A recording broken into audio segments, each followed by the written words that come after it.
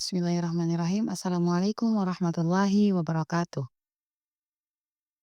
اليوم لدينا موضوع صغير. علم ابنك كيف ينفعك في آخرتك.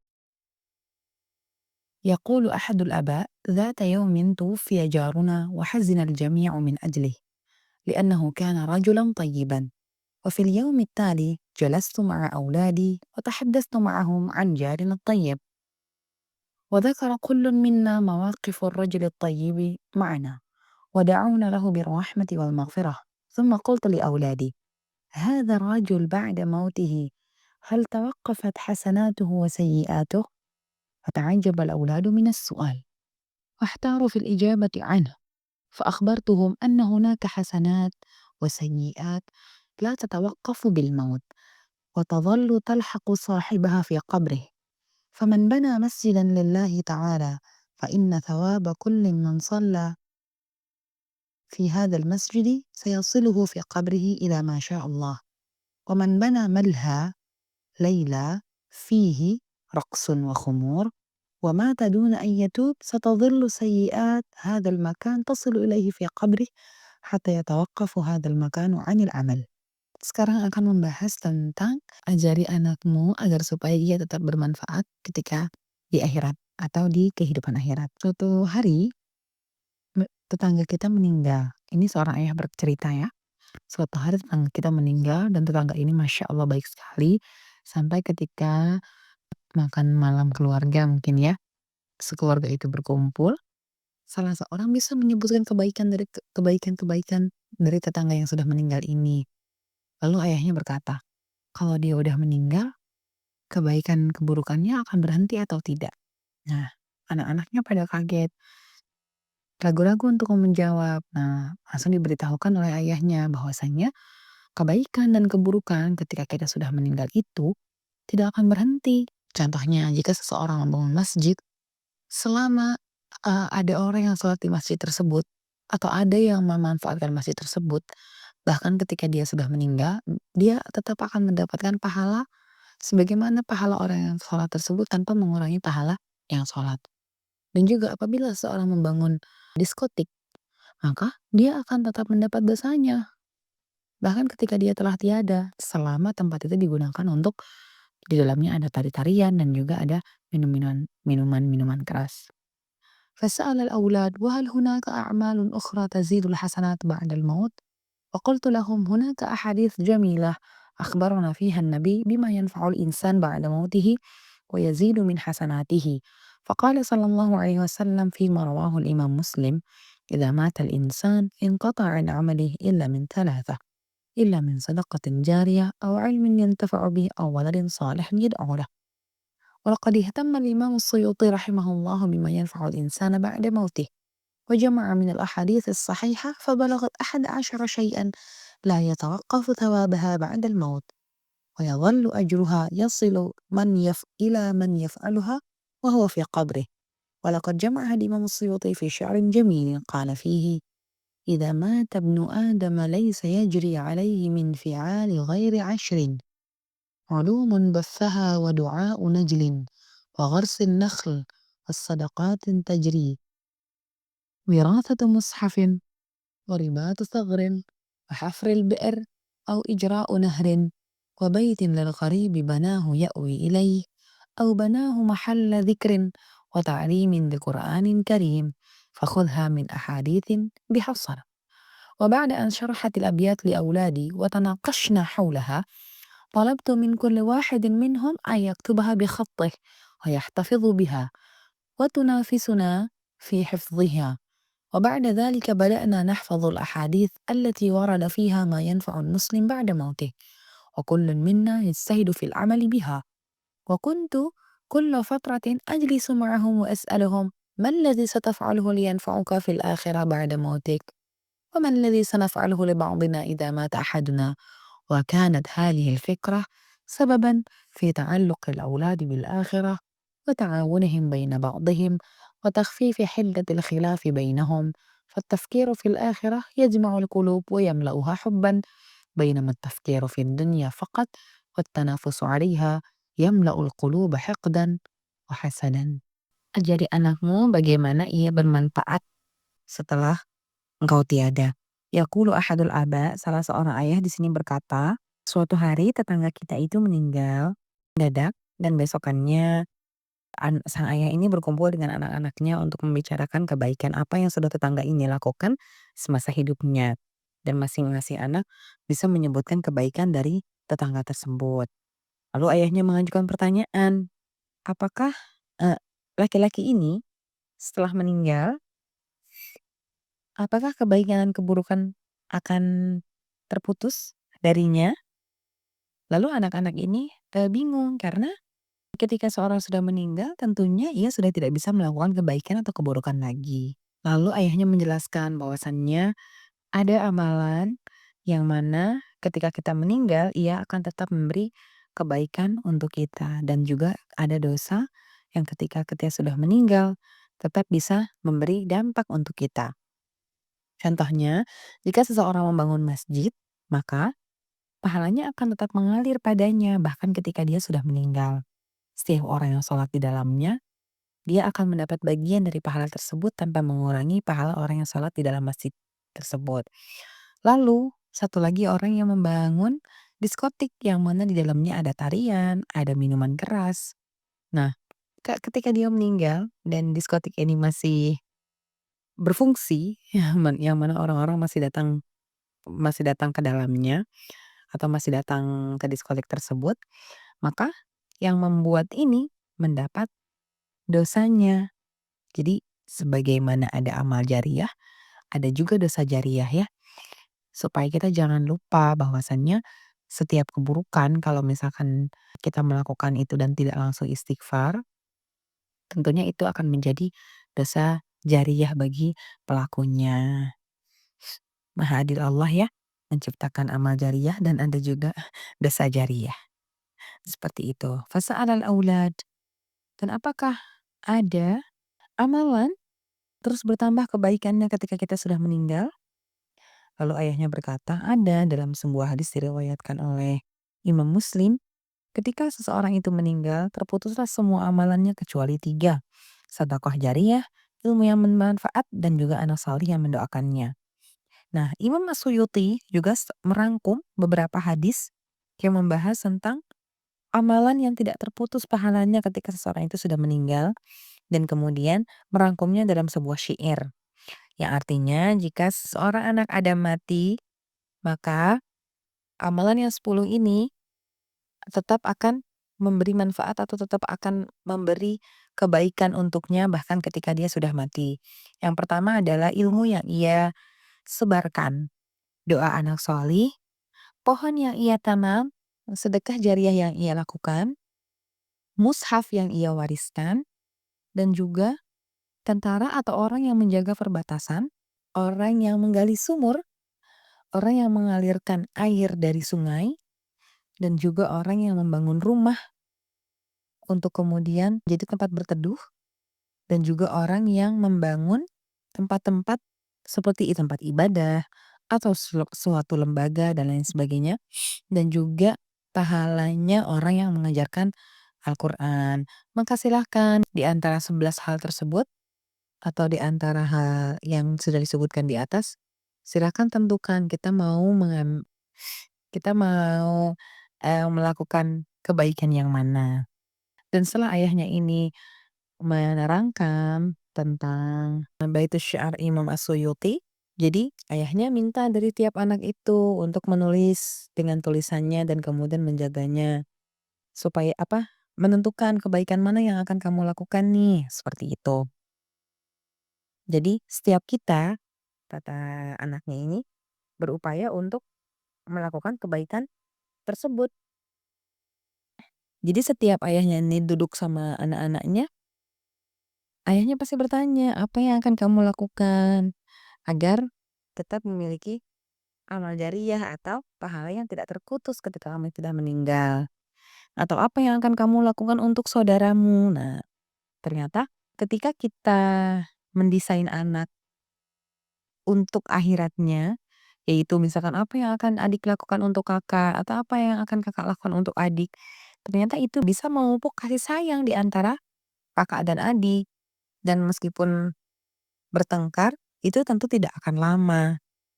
Karena ternyata ketika kita memikirkan akhirat dan juga kebaikan, keindahan di dalamnya, itu akan memenuhi hati seseorang itu dengan cinta. Sedangkan ketika kita memikirkan dunia dan juga berlomba-lomba untuk mendapatkannya, itu hati manusia cenderung diisi dengan iri dan dengki. ويقول أحد الشباب: كانت أمي سيدة بسيطة جدا تجتهد في عمل البيت دون أن تنسى صلاتها وصيامها، وكنا في بعض الأحيان نسخر من طيباتها التي تصل إلى حد السذاجة في بعض الأحيان، ولم تتغير فكرتنا عنها إلا بعد موتها. فعندما ماتت أمنا فوجئنا أنها قد تركت لنا وصية مكتوبة تركتها تحت وسادتها دون أن يعلم أحد. لم نعرف متى كتبتها ولا كيف. وفي هذه الوصية فوجئنا بأمي تخبرنا أنها تسامحنا جميعا، وتخبرنا أنها كانت تدعو لكل واحد منا دعاء خاصا دون أن يعرف، وذكرت هذه الأدعية كبكت العيون. وبعد ذلك فوجئنا بأمي تختم وصيتها بقولها: يا أحبابي، لقد خدمتكم بحب لسنوات ولم أبخل عنكم بجهد ولا وقت، والآن حان الوقت لتنفعوني بصدق ولا تبخلوا عني بشيء، فلا تنسوني في وحدتي، وسأخبركم كيف تنفعونني في قبري. وذكرت أمي بعض الأحاديث والأعمال التي تنفع الميت بعد وفاته، ثم قالت: الآن أستودعكم الله وأنا على يقين أننا سنلتقي يوم القيامة، وسأشكركم بإذن الله على عدم نسيانكم لي ونفعي بعد موتي. في أمان الله. وكانت هذه كلمة أمي التي تودعنا بها لسنوات.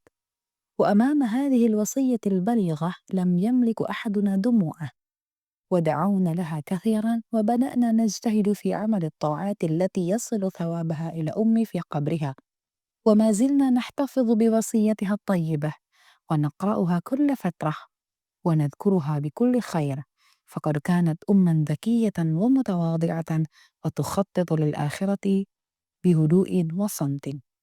Salah seorang pemuda berkata, aku memiliki seorang ibu dan ibuku adalah seorang yang sederhana, yang selalu melakukan pekerjaan rumah tanpa melupakan puasa dan juga sholatnya. Sampai saking sederhananya ibuku atau saking polosnya ibuku, kadang-kadang ibuku tuh dimanfaatkan oleh orang lain. Dan sifat itu tidak berubah sampai beliau meninggal. Ketika beliau meninggal, kita semua anak-anak kaget dong, ternyata ibu kita udah menulis wasiat nih untuk kita semuanya yang ditulis di bawah bantalnya.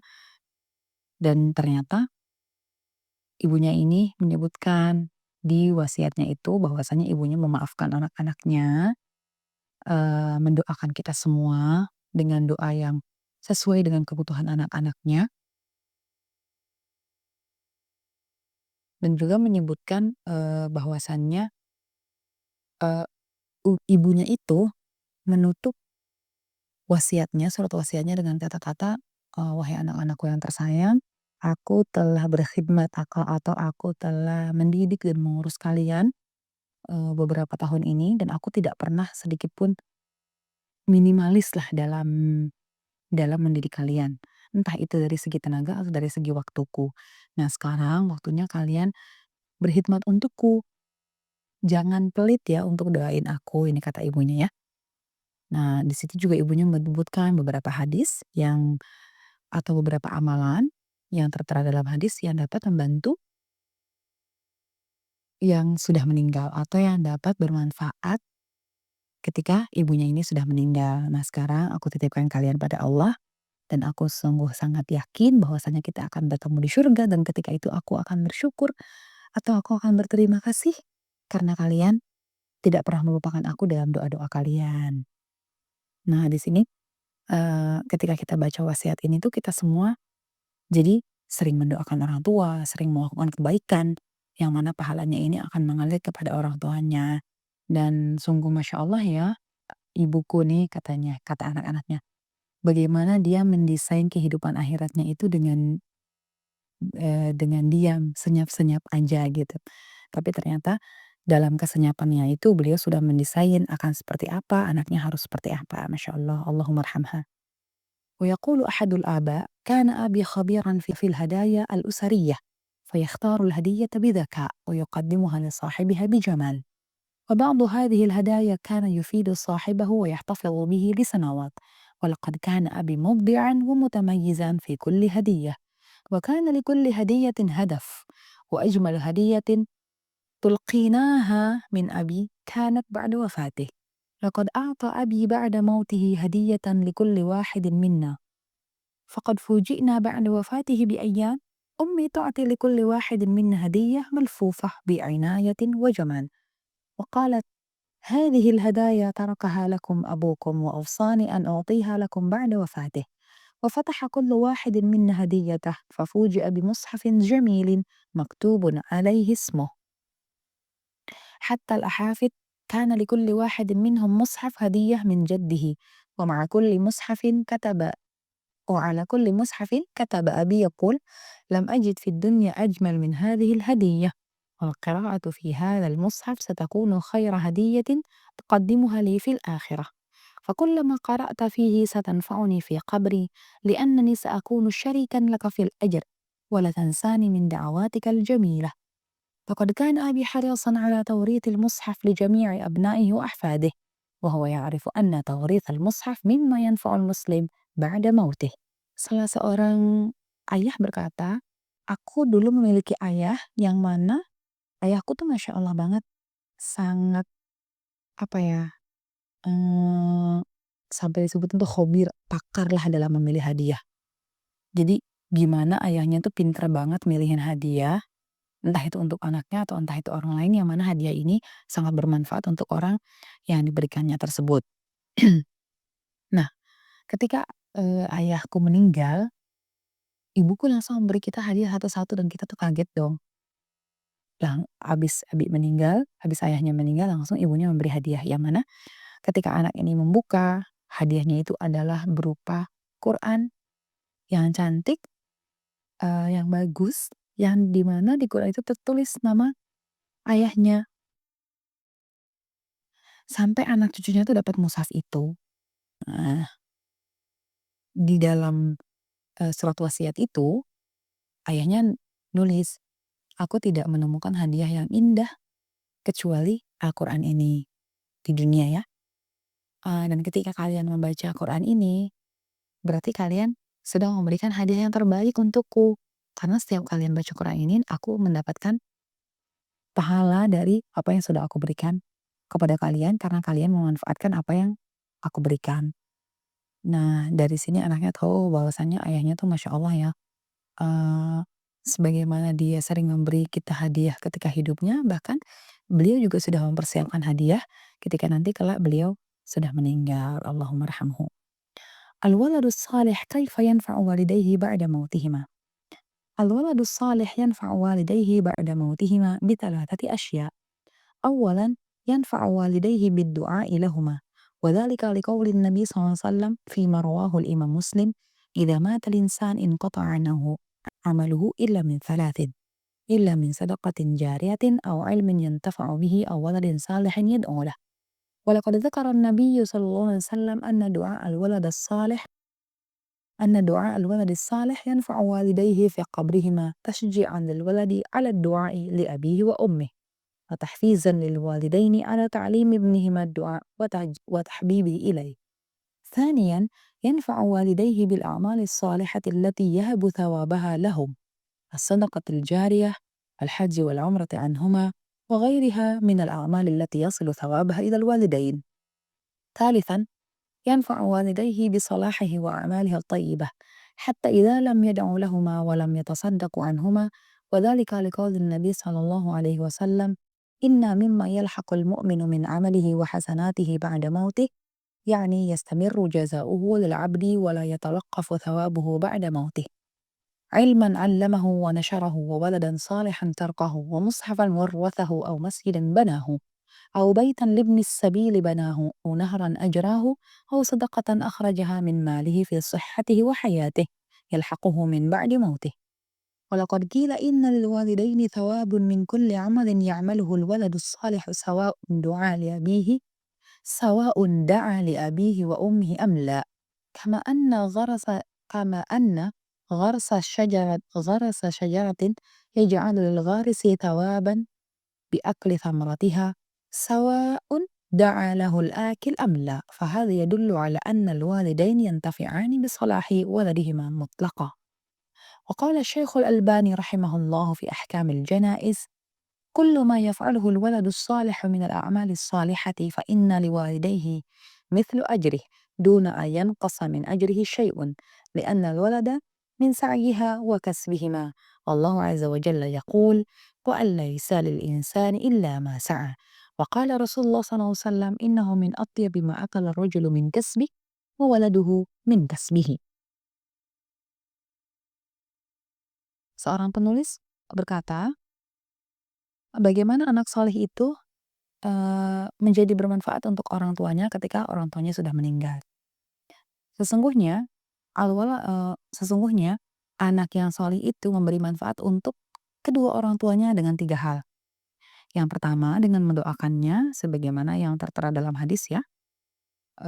Yang kedua dengan amalan soleh yang ditujukan untuk orang tuanya. Contohnya haji dan umrah atau dengan sedekah jariyah.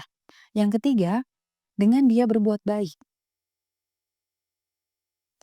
Apakah itu diperintah orang tuanya atau tidak, itu tetap orang tuanya akan mendapatkan. Sebagaimana orang yang menanam pohon, kemudian ketika hasil panennya itu sudah ada dan yang menanam pohon itu sudah meninggal, itu kan yang menanam pohon itu tidak mengundang tetangganya untuk makan buah tersebut atau makan hasil tanamannya tersebut. Akan tetapi tetap pahalanya itu mengalir. Begitu pula orang tua. Entah itu orang tua menyuruh dia untuk berbuat suatu perbuatan kebaikan atau tidak menyuruh, yang pasti dengan pendidikan yang baik dari orang tua dan anaknya ini menjadi baik, maka itu sudah juga menjadi jariah atau menjadi sebuah amalan yang bermanfaat untuk orang tua ketika dia meninggal. Syekh Al-Albani dalam hukum janaiz itu mengatakan bahwasannya semua yang dilakukan oleh anak yang saleh, tentunya ini amalan soleh ya yang dilakukan, maka orang tua memiliki saham di dalamnya dan orang tua memiliki pahala atas apa yang dilakukan atau atas kebaikan yang dilakukan oleh anaknya tanpa mengurangi kebaikan atau pahala anaknya tersebut. Karena anaknya ini adalah hasil dari orang tuanya sebagaimana disebutkan dalam Al-Qur'an wa allaisa lil insani illa ma sa'a.